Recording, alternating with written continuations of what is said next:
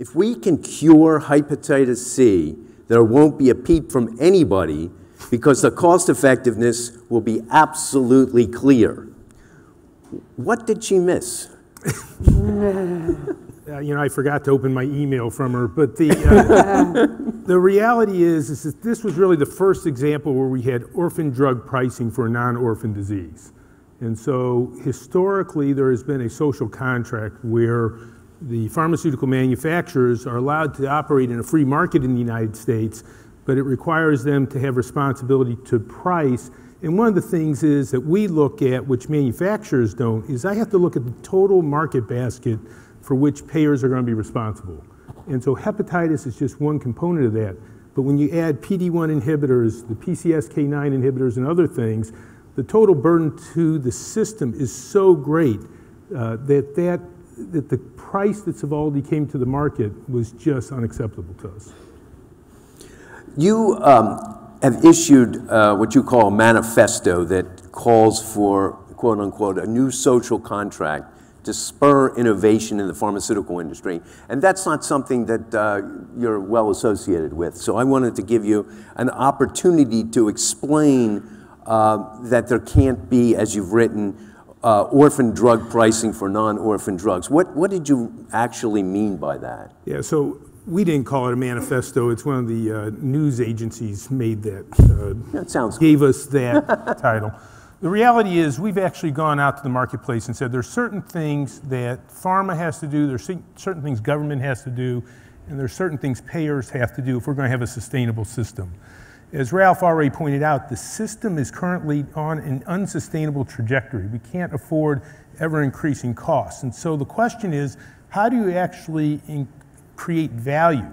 We don't want to have wealth transferred. So it's not just value transferred from hospitals and doctors into the pockets of pharma. We actually have to create value for consumers and for society.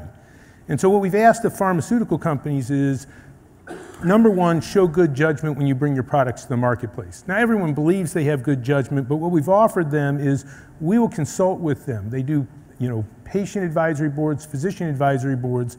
They historically have not done payer advisory boards, and we believe that we can help advise them. Number two is they need to get out of the way of biosimilars. Biosimilars will do for us what generics have done for the last decade. Every time we move one person to a new expensive cancer drug, we could move 10 patients to generics. Now we're at 85% generic fill rates. We don't have that opportunity. Biosimilars, and we've published this, can save the country about $250 billion over the next decade, so they need to happen. Number three is that consumers really hate the patent games that the pharmaceutical companies play, and that's the pay for performance and the evergreening of their products. It adds no real value, but it adds tremendous cost. And number four is we believe pricing parity has to be spread over more people. It can't be just Americans that pay for the innovation. It has to be other wealthy Western countries. And when you look at the price disparity between the United States and Western Europe, it's often enormous, and so we need to have more parity. For government, we believe they have to fund the NIH, they have to fund the FDA.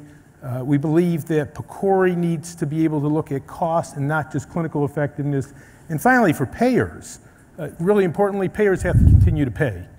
We want the pharmaceutical companies to be wildly profitable and wildly innovative, and so they have to have good profit to do that. So we're not looking for price. We don't want price controls. We want a free market solution, but that means payers have to pay, and they have to make the co-pays make sense. It's irrelevant if a drug is covered if a co-pay is $5,000 and a member can't take it. But if I hear you correctly, based on what you just said, that you're willing to pay more for drugs that are targeted at subpopulations, a premium, in fact.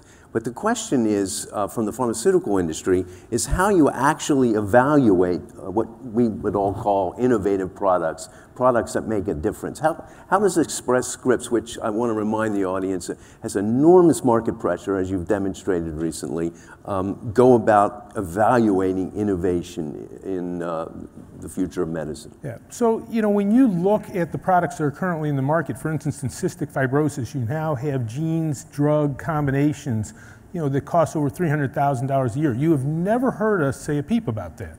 We're willing to pay for your products that are adding the value. The question is, appropriately, how do we determine that value? We believe that if you have a product that is better than existing products, you should get a premium in the marketplace. Now the question is, what's that premium based on? So let me give you the example with hepatitis C. When hepatitis C was being treated 3 years ago, it was interferon-based, it was a horrible treatment, and it cost between $25,000 and $35,000. You then had a new generation of drugs that actually were not much better. They didn't eliminate the need of interferon, yet they were priced at $65,000. And then you had Sovaldi come out at $84,000. We view it that Gilead took a premium on an already inappropriate premium. So when Victrellis and Civic came out at $65,000, they didn't eliminate the need for interferon. And so if the price had been a premium to what previously was out there, we would have been fine with that. It's this premium on an undeserved premium that we found difficult to tolerate. Stephen Eck, you've also talked about a social contract in the pharmaceutical industry. Can you tell us a little bit what goes into the decision-making process when drugs are priced? So I think it's somewhat complex and very poorly understood. Many people think it's, well, you have to recover the cost of what it took to get you to launch. And in some indirect way, that's probably true, but the reality is when the drug is launched, new products are approved by the FDA and you're shipping drugs to prescription benefit managers or to CVS or wherever, those costs have been paid for. It's not like we took out a bank loan or mortgaged our homes to pay for the drug development. Those were paid by operating costs or ongoing sales. So the pricing of the drug has to reflect the cost of keeping the drug in the market, which is your manufacturing, your regulatory issues, certainly marketing costs, and a variety of other real direct expenses. But a large chunk of that is paying for investment in future innovative drugs. So it's an odd situation that doesn't exist pretty much any place else in the marketplace where the consumer of the drug is paying for something that is going to exist in the future that they might not consume. So if you take the cystic fibrosis drugs or the hepatitis C drugs, for example, those are paying for new innovations that hopefully those companies will reinvest in to come up with innovative treatments in the future. And it's not a for certain game. We know this. I mean, there are lots of very well-known pharmaceutical companies who've been in this business who aren't here anymore. The Upjohns, the Pharmacias, the Schering-Plows, Warner Lambert Park Davis, so forth. These were very large R&D operations that really didn't make a go of it and eventually, are not in business. So part of the social contract is you're paying for future innovation through R&D efforts. Now, that's a really good point about how do you assess the value of a new drug, and that's quite tricky because no one calculates value the same way. And I would argue if you had two patients under the similar, if not identical circumstances, getting the same drug and getting the same benefit, they would value that experience differently for a variety of reasons that you can well calculate. So coming up with a value is quite challenging.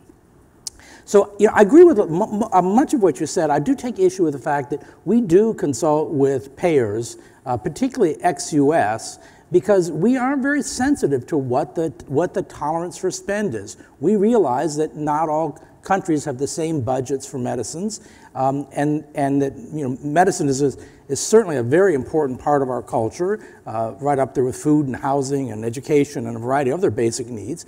There aren't a lot of infinite resources. So we have to sort of make some estimate, and that varies significantly around the world. And that's one of the problems that we struggle with, is that you can't get the same pricing everywhere. I mean, it's true of most products, but it's very acute in the drug business where you'll see very large differences because historically it's been based on ability to pay or willingness to pay. So South Korea may be paying a different price than, say, England for the same product. This is well known. There have been a few cases where products haven't been made available because the purchasers weren't willing to pay. For instance, Lipitor was not available in Germany until it became generic because the price point that the German government set for Lipitor was substantially less than Pfizer was willing to take. So they said, we're not making our drug available to you. I'm not sure that's an entirely tenable approach in all situations. When you have generic Mevacor or other HMG-CoA reductase inhibitors available, perhaps foregoing Lipitor in Germany might have been not such a bad deal. But I think that is an issue that we have to address, is that there is a quite uneven pricing, and it has been driven by the ability to pay or willingness to pay in different countries. Stephen, let me ask you the same question I asked Dr. Miller. How do you, in the pharmaceutical industry, understand innovation, and what do you look for in a new drug? So there's what you want and what you got. So I think no one sets out to come up with a marginally slightly better drug. I don't think scientists get out of bed and say, can I come up with something that's just kind of slightly different, but not really all that good, and sell that? That's really not how it works. I mean, what often happens is you've invested in a product which you had expectations for, and at the end of the day, it wasn't as good as you thought, and now you're trying to make the best of what you have. So you do see some products that come to market that are slight but important improvements. For example, with the angiotensin enzyme converting inhibitors, captopril was the first out, and you saw a series of ones that came later, and they went from taking it 3 times a day to once a day. I would argue that lisinopril was a great advance over captopril because it had fewer drug-drug interactions. You could take it once a day. And for a compliance problem, that with treating hypertension on a chronic basis, that's a big deal. Now, the pricing probably wasn't that much different. So in that case, you had a modest improvement with probably very little change in price.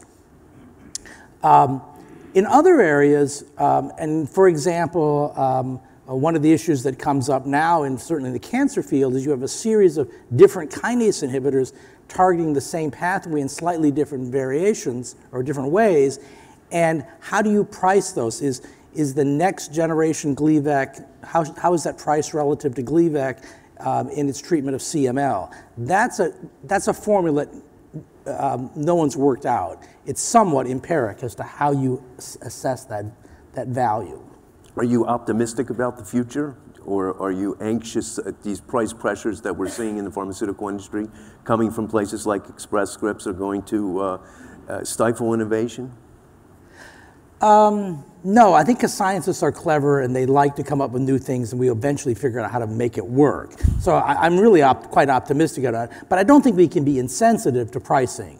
I think we're well past the sort of build it and they will pay for it model. I don't think we're going to go to a strictly contract R&D where a government or other agencies or society will say, build us something that looks like this and we'll pay you X amount. I don't think we're going to be in the same kind of business that sort of defense contractors are in.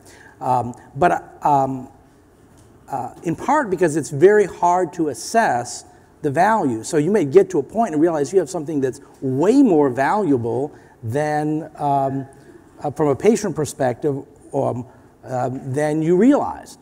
So I think the innovation will continue, but the innovation can only continue if there is some reasonable expectation of a return on investment, because you do put a lot of capital at risk for a long period of time, and you do fail fairly often.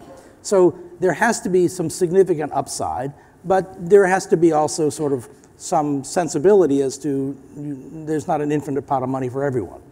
Paul Radensky, there's also been enormous price pressures on diagnostics, which, as you know, are the linchpin of personalized medicine. At one point in 2013, CMS stopped paying for diagnostic products altogether. There's an archaic process called crosswalking, which payers continue to apply price pressure on the field. Can you tell us where this field is headed and what impact you think this price pressure might have on the development of personalized medicine? Sure. Thanks, Ed. I think that when you're looking at diagnostics, you have a very, very broad range from new tests that come out that are chemistry tests, that are immunoassay based, that may be for new markers that are very important in managing patients, all the way to tests that are complex panels of genetic or genomic profiles where we know somewhat of what they mean and a lot we don't know what they mean. And so what we saw, starting with some tests about 10, 12 years ago, like Oncotype DX, was really a very dramatic change in the kind of marketplace, both pricing and reimbursement for a diagnostic test. For many diagnostic tests in chemistry, when we're looking at the historical payment system, say the clinical laboratory fee schedule, you have kind of a base for kind of a generic store zone brand immunoassay that's $18. So trying to get $30, $40, which looking over the last several years for markers like procalcitonin in patients with sepsis, or looking at markers for heart failure like ST2 or galectin-3, trying to get the payers to agree to price points in the $30 was quite a challenge. And part of the success with that was really explaining to payers that yes, technically, to do the cost of goods for an immunoassay may be $18, but you can't develop a new marker any more than it would be with a drug. You can't provide the data that payers need to show the value. You can't provide the data to show physicians and patients how to use it without substantial costs that we didn't have before and that go beyond the analytics. Well, that only gets magnified many, many fold when we're dealing with a number of the complex genetic tests.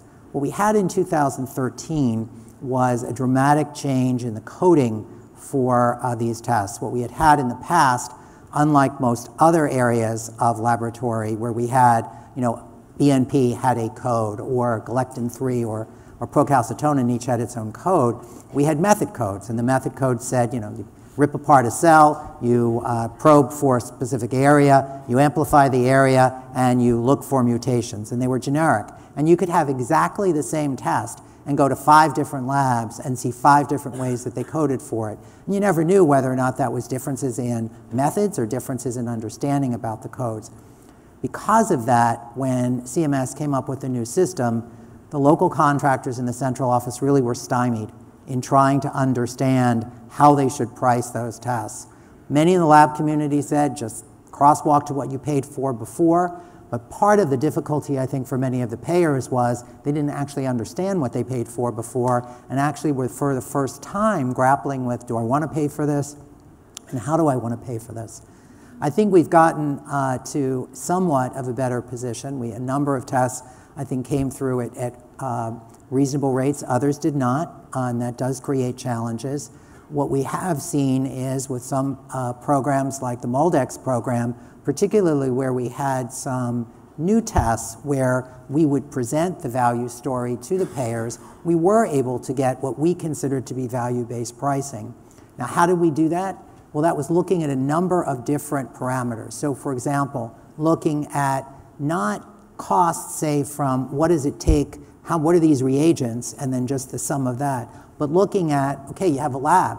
The lab was created to develop a test. What were its costs over the last several years in developing and then commercializing the test? Not including necessarily costs for what a payer might say, I don't want to pay for glitzy promo brochure, but looking at the R&D costs, looking at the costs that were involved in developing the platform, and then looking at, well, what do you think the number of units are that you're going to have over the next several years, kind of a top-down pricing. That was one benchmark that payers hadn't seen before and that they were quite interested in. A second was looking at pharmacoeconomic data. Now, a benefit of pharmacoeconomic data is that it can potentially show what the value of a diagnostic is in terms of downstream costs. The problem is you can't translate that easily into a price for a test. What does $1 per quality in terms of a cost effectiveness ratio or cost utility ratio, what does that mean in terms of what you should get for the price of a test? It's very difficult to determine, but payers often found that that information was useful. And then a third thing that the public payers found particularly useful was what were private payers negotiating as rates? If you had a new test and you were not one of the preferred laboratories, you had to negotiate with the payer and explain what the position of the test was, where it fit in the clinical algorithm of managing the patient, and why the particular test was important. Tests like Herceptin, tests like Oncotype DX, Alimap, others that helped show how to use the test to change patient management in important ways. And looking at the multiplicity of those kind of price points, we often were successful. Now going forward, many folks are aware that at least on the Medicare side, the law was changed last April, and Medicare will be, for the first time, setting rates looking at private payer rates. It's a grand experiment. We don't have that anywhere else in the Medicare payment system where it looks at kind of private payer negotiated rates. Medicare has been much more either a resource-based or a historical charge-based. And we're hopeful that with the switch to this kind of approach to value basis, we'll have a more rational system. But we're still waiting for the regs to come out to help us understand how CMS interprets what the law says. So if I hear you correctly, you're more or less optimistic that the future might look better for diagnostics, that you're beginning to be able to make the case for their value, their introduction into the healthcare system? Yeah, and I think that, if we look compared to 12 years ago, where, as I said, in my world it was, can I fight for an additional $5 or $10 for a new immunoassay? I think the success that we've had with a number of advanced personalized diagnostics from the coverage perspective and the payment perspective has been dramatic.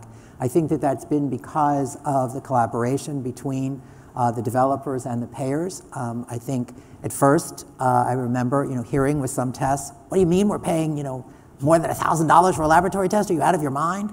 But again, the idea was really to look at its position in therapy. I do think, though, that there are challenges, and I think that those that are developing new diagnostics in particular really need to look carefully, the same as you would with a drug. What is the value proposition? Not that there's some marker and some doc told me they thought it might be useful. What is the theory about how that can impact a patient? Are there many other tests? How is this going to fit in? What is the kind of value proposition, but not necessarily in, okay, we save $10,000, so we should charge $10,000, but is it really going to drive meaningful changes in patient management? And the other key thing, and this is something I think that's been a hard lesson learned for a number of developers, is it takes substantial evidence, and that means time and money. Mm-hmm. And can you charge enough for the diagnostic to develop the evidence that it will work, save money, et cetera? I mean, that's been a problem. We don't have the evidence for the payers to demonstrate the value of diagnostics so that they can step back and say, show me the money. I mean, and it's a circular problem where there's not enough investment, especially in aggregating the data. Right. Well, I think part of the problem has been because we've had substantial uncertainty with respect to both the regulatory environment as well as the reimbursement environment, that those who are funding a number of the new technologies have had what I would view as unrealistic expectations. It's certainly true that the bar has moved and keeps continuing to move, and that gets people caught. If you started to invest 10 years ago and the bar is in a very different place.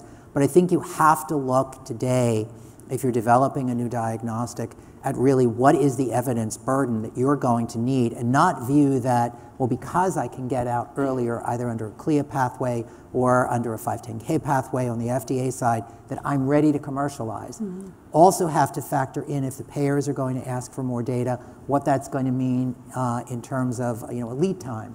But I think if you do that and you factor that in and get a good evidence base, I think you can be successful. But it's like any other product; it's going to take a lot behind it. You've got to have the plans for where are the current guidelines, when do the guidelines get updated, how do you manage that. On the cancer side with NCCN, we have a much more robust and faster process than, say, we have on cardiology. And in some disease states, we don't have that at all. And we'll have payers who say, well, you're not in the guidelines yet, but I'm not going to be there for 5 years. Mm. So we need mechanisms, I think, on the clinical side and the payer side to adopt. One other area that I think is critical is, in the past, I think folks have looked at, well, what's fair for a diagnostic reimbursement?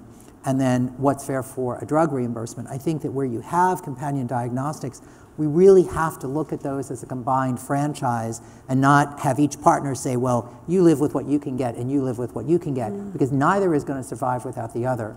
And that's been an area that I've not yet seen a lot of movement in terms of how the deals are structured, but that's an area where I think will be important, because that's going to be necessary to have the funding for R&D on the diagnostic side. Before I turn it over to Risa to bring us home with the investment issue, the money question, as it were, let me go back to the two Stevens and ask their view of how diagnostics play in this, and what their value to the system is, and how we can and should pay for them. Well, I mean, from a drug development standpoint, I think it's quite simple: no test, no drug.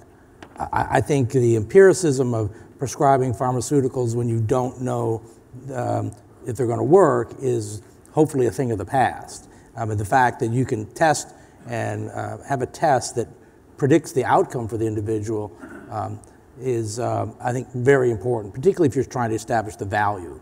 So if you want premium pricing, and you're more likely to establish the value and get premium pricing if you can say, this is the population that needs it, and these people over here, not so much. So I think you have to have the test. You know, how the investment in the test gets paid for, I think some of that sits on the pharma side. I mean, it's in part because it's easier to embed a diagnostic in a drug study than it is to embed a drug in a diagnostic study. And so, you know, you're building a very large, expensive clinical trial to show the value of your drug. The marginal cost of the diagnostic in that is small, and the risk is the reward is also very high on the drug side. So I think it's not uncommon to see drug developers paying for some of the background costs that it takes to establish the utility of a diagnostic. But you don't see them sharing the value of the drug with the diagnostic company anytime soon. What a ridiculous idea. Stephen, what is your view? Yeah, so we're actually reorganizing our whole business to accommodate this. So if you think about it, pharmacies for the longest time have always looked at diagnostics when prescribing, be it creatinines for renal function or liver function tests or pregnancy tests. And so we actually are already equipped to take in the diagnostic information and act on it with our prior authorizations. But what we've done is we've totally reorganized our pharmacies in therapeutic areas. So we truly have pharmacies that specialize in hepatitis or oncology or multiple sclerosis, so that we will have pharmacists that have expertise and can actually work with you all and physicians. Because here's what the vision is. It's something essentially called Smart PA. If you call me up and you say, I've sequenced this person and I know that there's a good chance that this leukemia will respond to Sutent, a drug never used for leukemia before, but I have sequenced data, we should actually be smart enough to recognize what value you're bringing, and we should allow that drug to be provided. If, on the other hand, you're a community doc and you said, well, I read where Sutent was used for leukemia once, then you haven't done the hard work, and my pharmacist also has to be smart enough not to allow that. And so we believe that by being organized in therapeutic areas, we're going to be able to work with you, know when a companion diagnostic is going to be appropriate, and make sure that that diagnostic drug combination actually occurs more often. It's really scary to me right now to see the number of people prescribing targeted therapy with actually not getting the requisite diagnostic beforehand, and that type of practice has to end. Risa, you're an investor, currently with GE's venture arm, and before that with the storied firm of Kleiner Perkins. We've been talking about price pressures, especially on drugs, but also on diagnostics. And so what I wanted to ask you, is betting on personalized medicine still a good idea? And what do you think about that? Yeah, I would say betting on personalized medicine still is a very good idea. And I think there's, as we've talked about today, there is the drug component and the diagnostic component. And as an investor, generally when you invest in a biotech company or start a biotech company that's focused on a new therapy, at Kleiner we were involved in the early days of Epizyme, you get pharma partners through the development of the drug. They often help pay for it. And a lot of times you actually are have exited the company before you ever deal with the reimbursement issue. Your partner does, or whoever acquired you does. And so I think while as we move toward more specific therapies, there's a lot of excitement, a lot of investing in that area, a lot of excitement around immunotherapy, that investors will continue to invest in those areas because high risk but very high reward. And I think the challenge has been for the diagnostic space, and Paul alluded to some of the issues around how diagnostics are priced relative to drugs. As an investor in companies like Genomic Health, Foundation Medicine, Veracyte, CareDx, a lot of those companies were not necessarily developing companion diagnostics, and so you had to build a good business on getting reimbursement on your own as an investor. And I think that's a little bit of a longer road and potentially more challenging. I think the events of recent with regards to some more clarity around the FDA and also clarity around diagnostic reimbursement. I think investors are probably more interested than they were in the last couple of years. And I think the other component that we've alluded to here is really probably the necessity of having diagnostics with the new therapeutics. I think Stephen pointed out a good thing that I've heard, that a lot of time the companion diagnostics aren't actually used because they don't have access or the physician doesn't fully understand the need for them. So I think what Steve Miller said about the verticals is also very important, because then you have an opportunity to educate and really make sure that they're being used appropriately. So I think these two industries will ultimately need to kind of come together, but this is the age-old challenge is who has the most value. And as one of my colleagues said to me a number of years ago, and it stuck with me, is like, well, therapeutics are life-saving and diagnostics are life-enabling. And people, it's really hard to say, you can't, I know the drug is $100,000 and it might save you, but I can't pay for it. Whereas a diagnostics, like, well, yeah, that we might need that information. I think what's happening now is the recognition, and I think the Foundation Medicine Roche deal suggests that the recognition of having that information is going to become more and more important as folks like Express Scripts and others look to say, hey, I really want to make sure that this drug is for this patient, and really are going to focus around value. Because I like to think, at some level, I think we're moving to a pay-for outcomes world, but I don't think we're going that fast. But I think there's going to be a lot more focus on that connection, and because we do have the tools, and it's recognized, I think, by payers that the tools are important, meaning the diagnostics to really help clarify who gets the therapeutic. So.